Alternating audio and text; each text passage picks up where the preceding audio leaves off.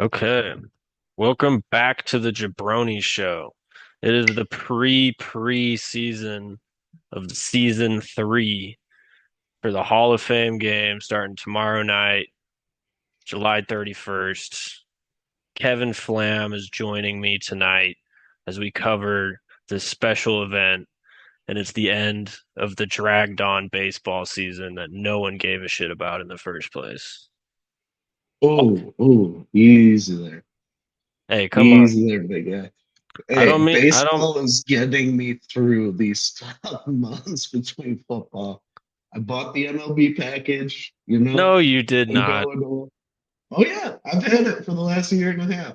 I watch my White Sox because I'm a masochist. And every time they lose all the time. But I keep convincing myself that, hey, maybe they'll be good. But they've been on a win streak since the All-Star break. They've been pretty damn good. Unfortunately, though, the Cubs are one of the hottest teams in baseball. But regardless, baseball has helped me get through these non-football months. It is hard. I mean, I'm a D-backs fan, and it's just a shit show because we're right on the edge of maybe making the playoffs, but it's not going to happen. Oh, dude, they're trading Suarez within the next 24 hours, literally. Dude, fuck that. Don't even say that. Don't put that out there. Bro, what do you mean? It's like the Losing, worst kept secret since Aaron Rodgers going to the Steelers. oh, come on, dude. Nah, we need his ass. And losing Naylor, but anyways, this isn't our show. What are we doing? This is the bullshit I want to end. I'd rather talk about the Hall of Fame game where zero starters are playing than goddamn baseball. Except for Omari and Hampton. What about him? So, Omarion Hampton, the running back at UNC for the Chargers, he's slated in to be a starter for the Chargers alongside Najee Harris. Especially Najee Harris, there's really no timetable on his injury right now. So, this will be an extremely rare case of where you'll see a starter playing the most meaningless game in all of professional football. Yeah, that'd be pretty cool. Maybe he tears it up. Oh, he's gonna, because the rest of these guys are all out of like Penn State by way of Oregon, by way of Transylvania in Europe. Yeah. I mean, they won't Transylvania. They won't even keep him in though if he's doing that good. I mean, I'm sure he only plays the first half at all. I was gonna say, if that, maybe 1, 2 drives, limit him to like 10 touches. Because again, you don't want to hurt your rookie with your other starter already being on the mend. And it's Jim Harbaugh.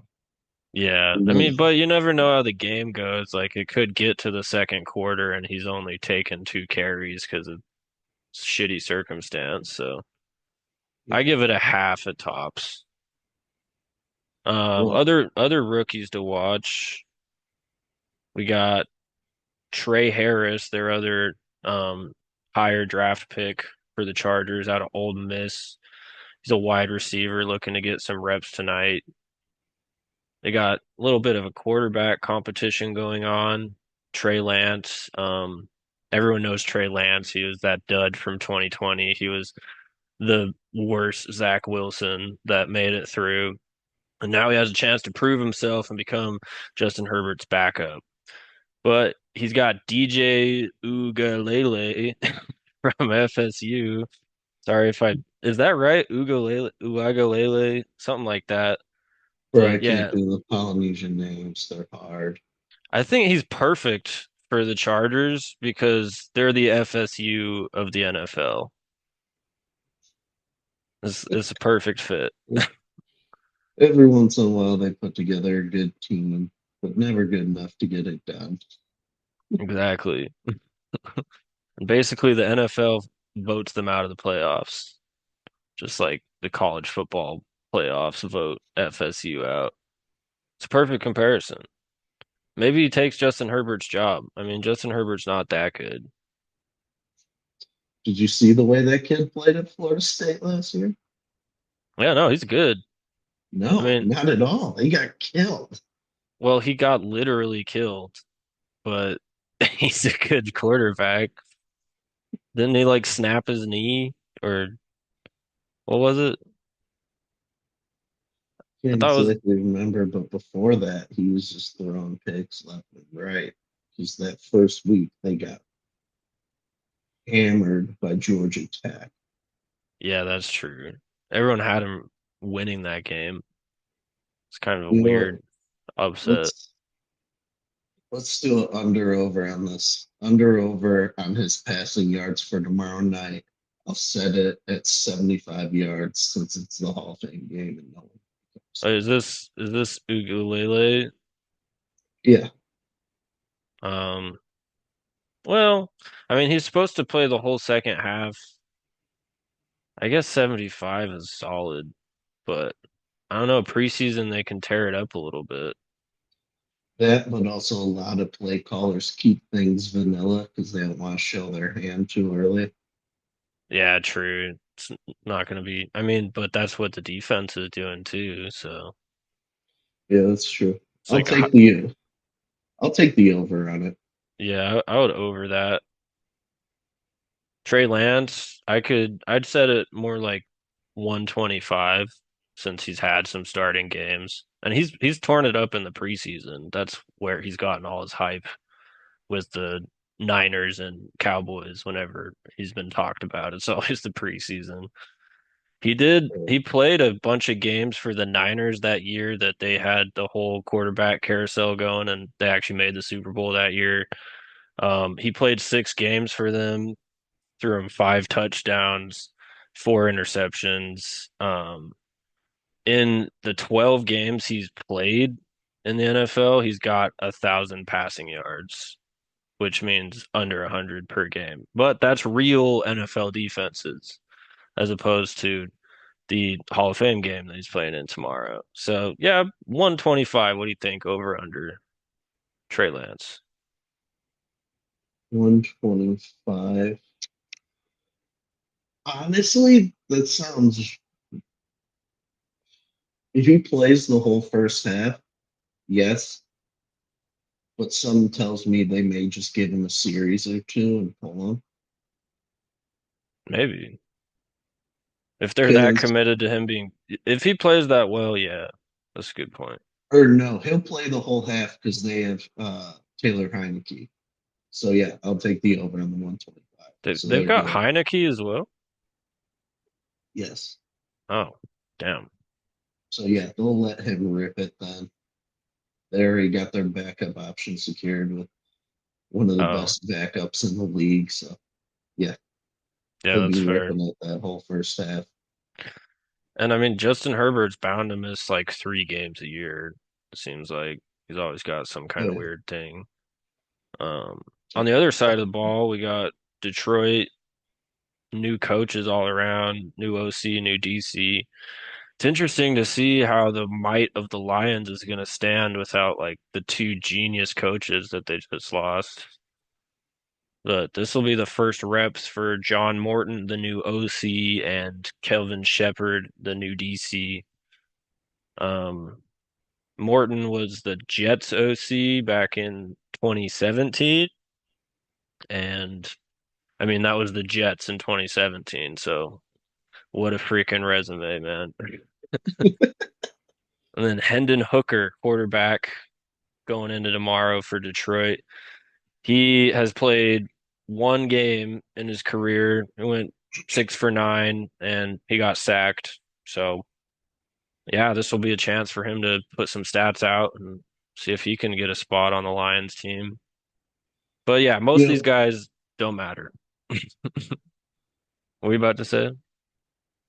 the preseason is so vital. A lot of people like to, crap on the preseason. They're like, oh, it doesn't matter. It's stupid. It's like, no, it's more fun because these dudes are like vying to get a $500,000 contract. Like these dudes are fighting their ass off every single play. And it's like, yeah, I get it. Your favorite guy who's playing on Sunday ain't playing, but these dudes are actually popping pads and like going balls to the walls every play like it's the Super Bowl. And like you just mentioned with Detroit's coaching, coaches need the preseason too. Yeah. So for everyone out there, I've been talking to a lot of people all week, and they're like, "Oh, it doesn't matter. It doesn't matter. Why are you even watching that?" It's like it's gonna be fun. You get to see the Hall of Fame inductees, and the coaches get their reps in too. So I'm tired of hearing that it's not important. It is important.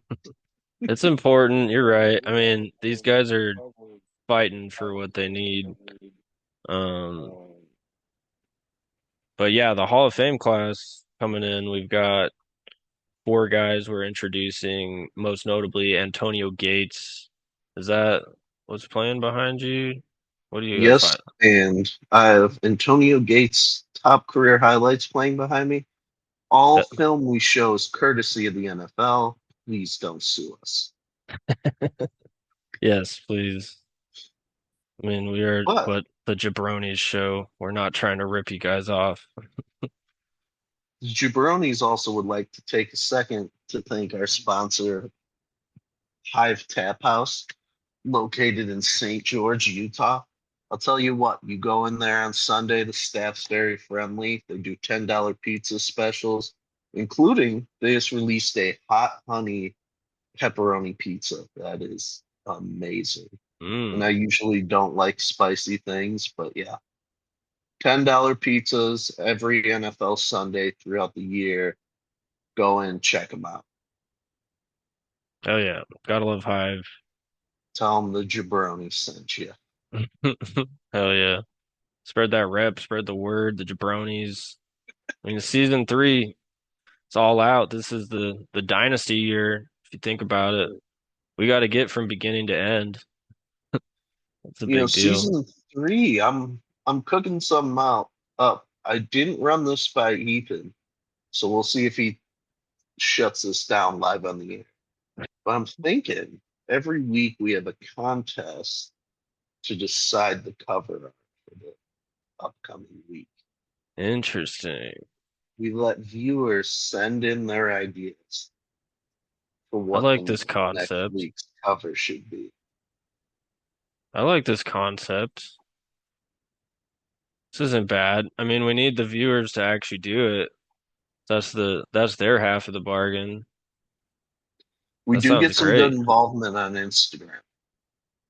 Also, will say I'm gonna give a little teaser. I'm not gonna say who, but we do have some pretty big guests coming on this year. Yes, sir. We're Not always gonna bringing in give the it best away, guests. but hey, Yeah, I one of get our you. guests packs a punch. Ah, he's beating around the bush if you can't tell, guys. But that's all you get, because I can't think of any That's all clues. you get. That's all you get. So It'll be a nice surprise for that week. this is a male guest. I'll give him that Yeah, it's distinction. not Ronda Rousey. Yeah. But yeah, that's the Hall of Fame game. Antonio Gates, we mentioned, also Jared Allen, Sterling Sharp Sr., and Eric Allen. Those are the four inductees 2025. That's fun to watch. I mean, it's only so fun to watch. You're just like, yippee, that guy got something and he's old as shit, shaking a hand, but it's cool. It's something to watch, you know. Like we said earlier, baseball just ain't it. So, yeah, Hall of Fame game. It's I will say, is we're talking about Sterling Sharp. This is bigger and more emotional, especially for someone like Shannon Sharp. Sterling Sharp had a real bad injury in the game, which he almost lost his life and he lost his career. And even Shannon's gone on record saying, like, no, he's the Hall of Famer. He was the guy in my family. So to see him get that recognition for the league, like, and I hate the Packers. For me to talk about Packers player so highly, it means something. So this will True. be great to see him finally get his flowers and get his recognition, especially amongst like younger guys of our generation who obviously weren't alive to see him play. You now get to learn about what he did and the impact he had on the game. as well as on his brother, who's one of the best tight ends to ever play the game. Thank you for pointing out the best tight end ever played. Yeah. And Ooh, let's chill out on that, Mr. Broncos. I mean, yeah, that'll be a good emotional moment to watch for. And speaking of the Broncos, we've had our best offseason and since we acquired Peyton Manning, in my opinion. We have the I agree with best that. rated defense in the preseason, the pre-ranking of best defense, coming off of last year's defense, which was probably like second overall or maybe third. We added some serious weaponry with Talana Hufanga and Dre Greenlaw from the Niners. We drafted Jade Barron, which was just to double down on our guns in the secondary. Patrick Surtain, of course, reigning depoy, getting that help on the other side of the ball. The skies are not as vulnerable as they were at the end of the year last year. We started to see that, especially No in that. fly zone. Yeah, I mean that loss to the Bills really exemplified like we need some help back there still. It can't be all Pat Surtain. And obviously up front we have nasty dudes bringing in sacks. We had three dudes in the top 20 of sacks last year. One of those other dudes was top 50. So our defensive line insane. Bringing in Greenlaw to that mix. Hufanga is a safety. It's going to be insane. You know, the offense is only getting better. Evan Ingram's going to supplement the passing game a little. Bo Nix, of course, is the star of the show. We'll see him finally come into his own, maybe mature. I don't think this is his prime year. I think this is his figuring shit out year. Maybe makes a few rookie moves still. And then next year, we're going to see Bo Nix really blossom as the starter for Denver and our You career know, quarterback. you know who my X factor is on that Broncos defensive line, and it upsets me every time I think about it. Because when he was in free agency, the Bears had a chance on him because no one was talking about him. But I knew he was going to be good. I knew he showed it in Arizona, and you know exactly who I'm talking about. Yes, sir. Zach, Zach Allen. And it pisses me off every time because he's so good. Made the NFL top 100 list this year. And again, it just kills me because coming from the Cardinals, I was like, oh, this kid's gonna be good. This kid's gonna be good. Sure shit goes to Denver and figures it out right away. It's just like, oh, Yeah, he was but just what we he's needed. And just so out of nowhere, like you said, no one noticed him at Arizona. I mean, he was right next to J.J. Watt learning how to play that position at the end yeah, of his career. And he looks just like J.J. Watt out there at times. I can't say just like J.J. Watt. I gotta put some respect on that guy, but he looks pretty damn good out there. And you do that with uh, Nick Bonito. You do that with Cooper. You do that with Greenlaw, all rushing up front. It's going to be nasty business watching the Broncos play. I'm going to love watching it. And if our offense can put 24 points on the board, we can win football games. It's going yeah. to be great. Cortland Sutton, 4-year extension, $92 million, just signed with the Broncos for the third time in his career. He's one of the rare players to do that. Obviously, he's been riding the injury reserves for the most part, but every time he's healthy, he's proven to be our wide receiver one. He makes insane catches that have me on the floor cheering and almost crying because how the fuck does he catch these balls? And he keeps us in games. So Sutton, of course, going forward, instant connection with Knicks. We'll see how the rest of the wide receivers shape up. Marvin Mims Jr. is a dude. He's going to keep doing what he does.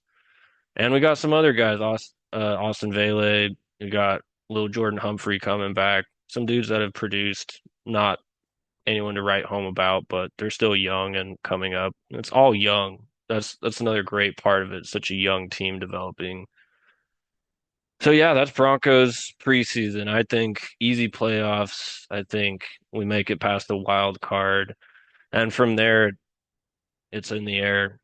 We'll see where we're at that point.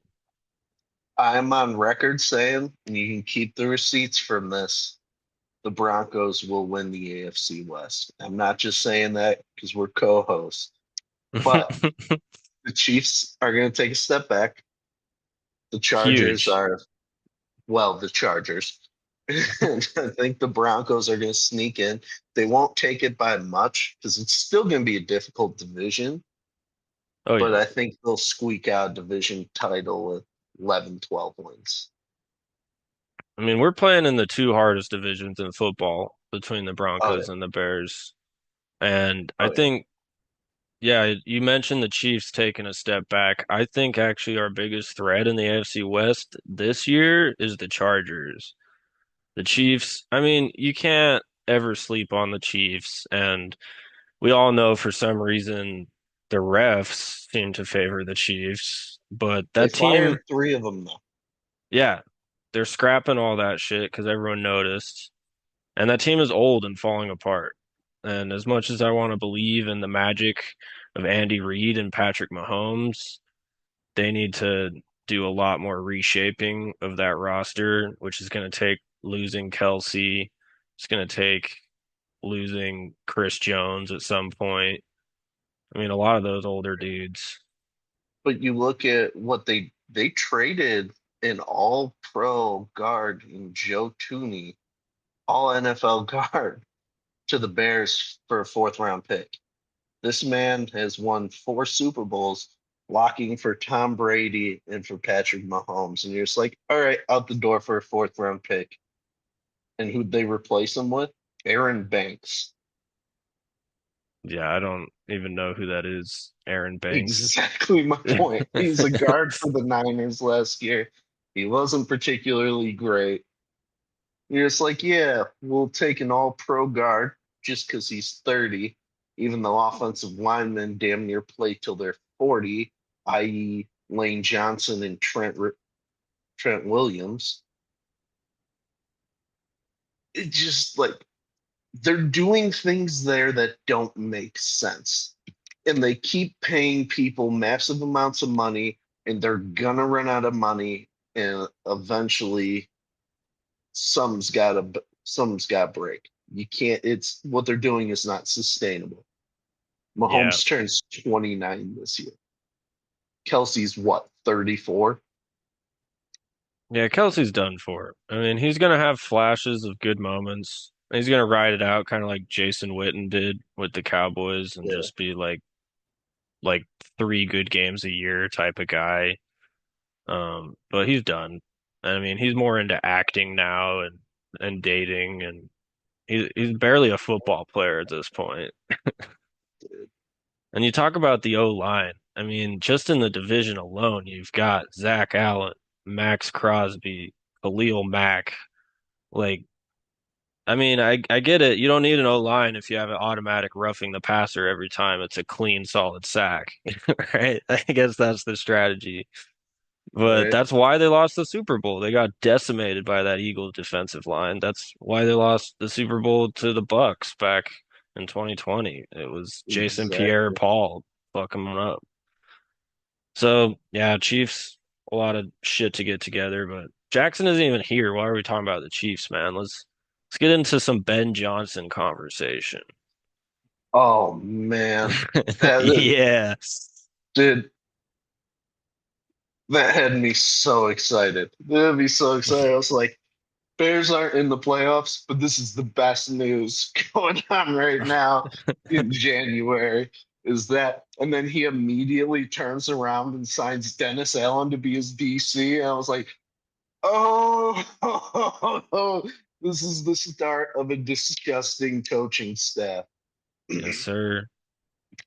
Dude, and then you look at he brought in Al Harris to be his DB coach. Al Harris doesn't fuck around. And as much as I hate talking about, Fail Mary doesn't happen if Al Harris is sitting there waiting to beat your ass if you fuck around like that. It's facts. So How's he gonna get Caleb Williams to turn it around though? That's the biggest question. honestly, Caleb didn't have a bad year last year. He just was behind a leaky offensive line. You look for he took 68 sacks, but still passed for 3,500 yards through 20 touchdowns to six picks. Those aren't bad numbers considering he had three offensive coordinators in 1 year. Now you give him an offensive genius like Johnson. Now there have been some growing pains in camp, but that's because Johnson's very meticulous. Like first day of camp, he kicked the starting offense off the field after two plays because they were misaligned 2 plays. Yeah, I Because saw he that. wants it done to a T. And I think that'll be great for Caleb Williams. Yes, he likes to play off structure, but also part of that is wherever he's been, when he's at Oklahoma, USC, or last year's first year with the Bears, he's never had offensive line, so he's had to play off script and on the run his whole career. But now he has what potentially is a top five offensive line unit in front of him. I think he may break the 4,000 yard mark this year. They've put good pieces around him. Like I said, you get Joe Cooney at that guard spot. You bring in one of the best centers in the league in Drew Dahlman. You bring in Jonah Jackson, who had his lone Pro Bowl year when he was with Detroit in Ben Johnson's system.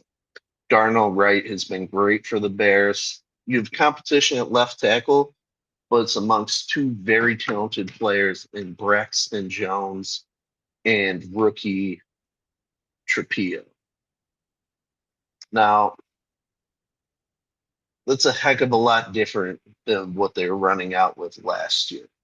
Half the dudes they were running out with last year you never heard of. Matt Pryor, you know who that is? No, neither do most NFL fans. Okay. Yeah. They started Bill Murray, not the Bill Murray you know. He would Like, do it though. He'd be down. oh, 100%. He's from Chicago. He's a Bears fan. He would do it. He would love that. Absolutely. Yeah. He's in his 70s, so I don't know how effective he'd be, but, especially in a division with guys like Rashawn Gary. But, It's like I a think, first pitch type of deal. We have Bill Murray take the first pass. I feel like he would score just because people would be like, yeah, it's Bill Murray. I can't go deck him. I mean, do it in the preseason. Why not? Exactly. Kind of how, like, no, I can't make that joke. That's too, can't do that. Can't do that. We'll get kicked off the air. I'll tell you later. Filter yourself, Kevin. But yeah, I think Caleb will take a massive step forward. You look at DJ Moore's still good for 1,000 yards pretty much every year. Last year he only had 988, but that's because him and Caleb, it took them a couple games to connect. But now you've had a whole season plus an off season to get together with it, plus Roman Dunze. You look at in an offense last year that included Keenan Allen, DJ Moore, and Roma Dunze. Keenan Allen had over 700 yards. DJ Moore was 22 yards short of 1,000, and Roman Dunze still had 500, and Cole Kmet still had 500. So it's like the production's there, but now that he's got more support, like you look at, we got Luther Bird in the third and the second round. No one thought he was going to be there. He's fast. He's got an attitude, which I love. Like he's a bad motherfucker. So I'm excited to see he just got back on the practice field. But yeah, I think Ben Johnson will be very good for Caleb's development. I think the first 4 weeks of the season will be a little rocky as they're just trying to figure it out. That's why I'm glad the opening of the season's 50-50. So you open at home Monday night against the Vikings, who are doing something similar in rolling out JJ McCarthy to play his first game. So it's between him first rolling out and Caleb being in a new system. I think that's about even across the board. And I think it comes down to which defense is better. Week two, they go to Detroit, though, which again, it just depends on how that coaching staff is looking, the revamped coaching staff. But I do think they'll lose that one, and Caleb won't look the best. But then you come home for the Cowboys, and then you go play the Raiders. So it's a very friendly start to their schedule for the most part. I'd say 2-2 with ease, Yeah, potential for better. yeah.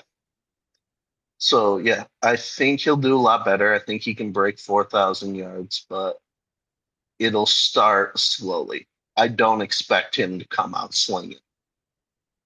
There's definitely a lot that was off last year, and it just felt like a weird Madden offense that you accidentally called the right plays sometimes, and Eberflus just throwing challenge flags for no fucking reason. Or Like, forgetting he has timeouts. yeah, yeah, and that's what lost him his job. So Ben Johnson will You were bring that watching that game stability. with me. Yeah, that was trash, dude. There's a lot of games like that. I mean, did you guys even beat the Panthers? Oh yeah, we beat him by like 20 something. DJ Moore has revenge game. He went for like 120 and two touchdowns. Maybe it wasn't the Panthers game I was thinking. I swear there's a game that was just so bad. It was like a 6-3 game. Oh, that was Seattle on Monday night. Oh, yeah, dude. Yeah, I remember watching that one in the club. It's a good time. But yeah, Yeah. there's something just off last year, and you'd see flashes of Caleb Williams' abilities. And I mean, he'd put up these insane yardages and then execution in red zone situations and just getting fucked by shit luck. And I know you Yeah. don't want me to say it, but the Washington game is what derailed the entire season for the Bears last Oh year. no, it did. Because if they win that, you're 5-2, and you're Yeah, going in. Then you have one more game in Arizona, and then you're going into a bye. At worst, 5-3. and that's a complete different mentality for your rookie quarterback. Yeah, And it just instead, it's what we saw with that crazy catch. Just a little bounce, bounce. Oh, there's a dude in the back. I'm sorry. I gotta yeah, torture you, man. yeah, I think that's about all we can cover in this episode for the preseason.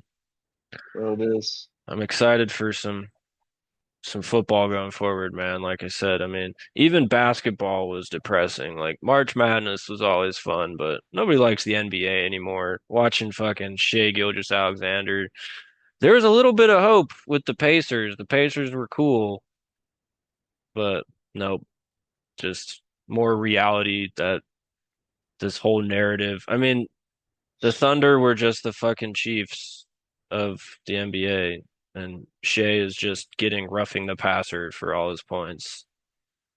But yeah, that's been life without football, man. I mean, golf is the best sport to watch in the off season, if I'm No, I being can't honest. watch golf, bro. Golf is I lit, can't dude. watch You golf. just No, you just need to be more unemployed more often, and then you'll appreciate watching golf. dude. Up until like 10 years ago, you could call into the PGA and argue that they should add strokes onto someone. That's amazing. Now, I feel like the only people calling in had to be like 80-year-old dudes with nothing to do all day and degenerate gamblers with money riding on it. I feel like those are the only two options there. Yeah, I feel like definitely more of the latter. Like, dude, that didn't go in the water. It's It's in the bullshit. It was grass. a practice swing. He didn't touch it. Yeah, Mm. dude, that's all I do. I mean, I've had my disputes with DraftKings, dude. They fuck up.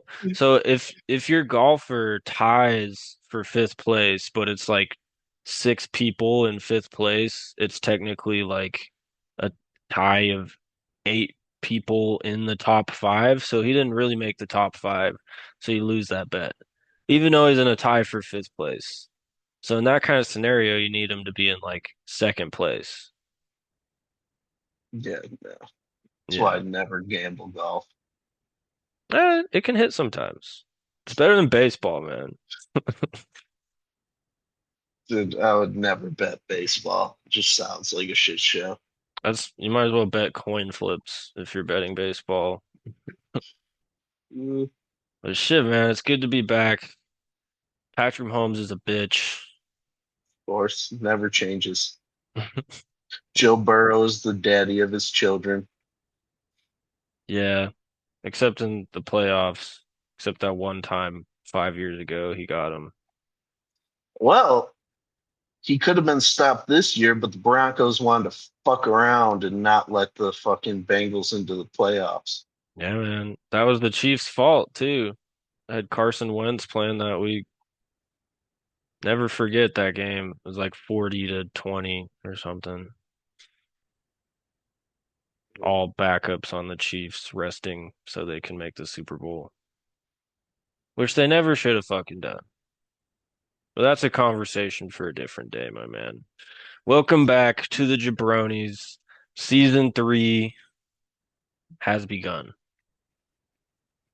Thanks for listening. Like and share the show. You know the deal. We could use all your support out there.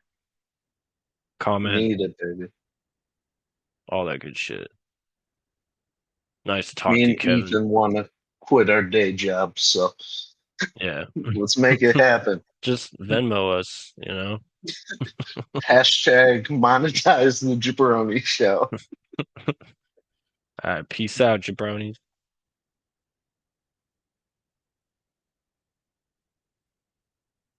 Stop.